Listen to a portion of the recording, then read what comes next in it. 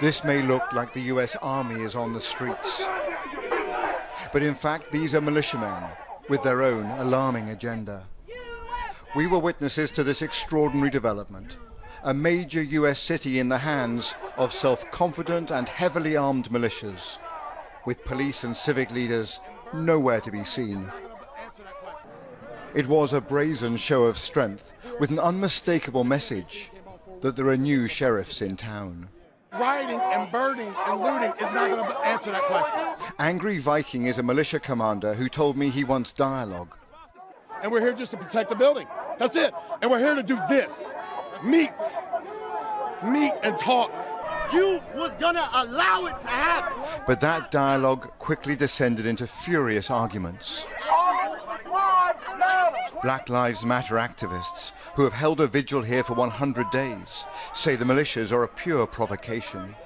Tired, exhausted, worn out. What else do you want me to say? Do you think it'll end up as a fight? Yes. People are going to die, bro. People are going to die. I don't know who's going to be. Which militia are you from? Many of these disparate groups Which militia are you from? had no interest in identifying Excuse me, themselves. sir. Which militia are you from? We are all Americans here. We're all Americans here. We're all here for the same. We're all here actually against you. Is what we're here against. You're impeding me from moving my group that way right now. Are you not? Yes, you are. I'm asking you what you're doing here on the streets of this city. Well, first off, you're not American.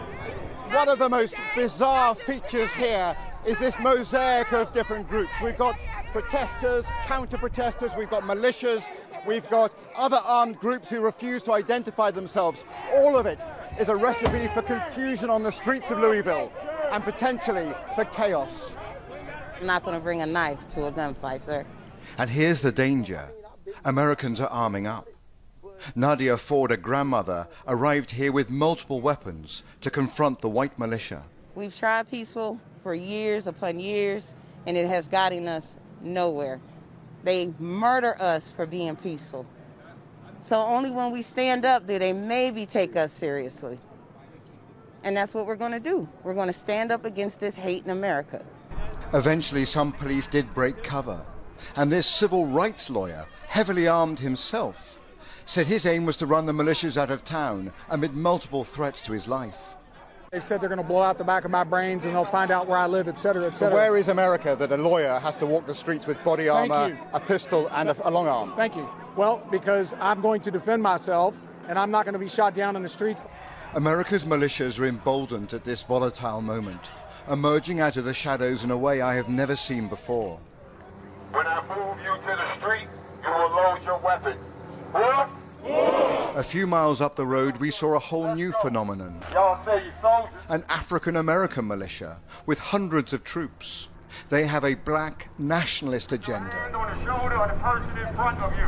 It's as much a cult All right, take. as a military formation. This is the NFAC militia. It is well organized and quasi-military. It also proves a militia does not have to be white and right-wing. Lock the roof. As hundreds of their armed followers march through a residential suburb, I'll call in reinforcements. we glimpse their mysterious leader. Known as Grandmaster Jay, he is a charismatic but enigmatic figure. Move! Clear out! Fearing assassination, his bodyguards surround him at every moment. Jay's moving back, y'all. Jay's moving back. What is clear is that these militias have a new swagger. While the election campaign gathers pace, other forces are showing they will fill the security void after this long summer of protests and violence. Robert Moore, News at 10, in Louisville, Kentucky.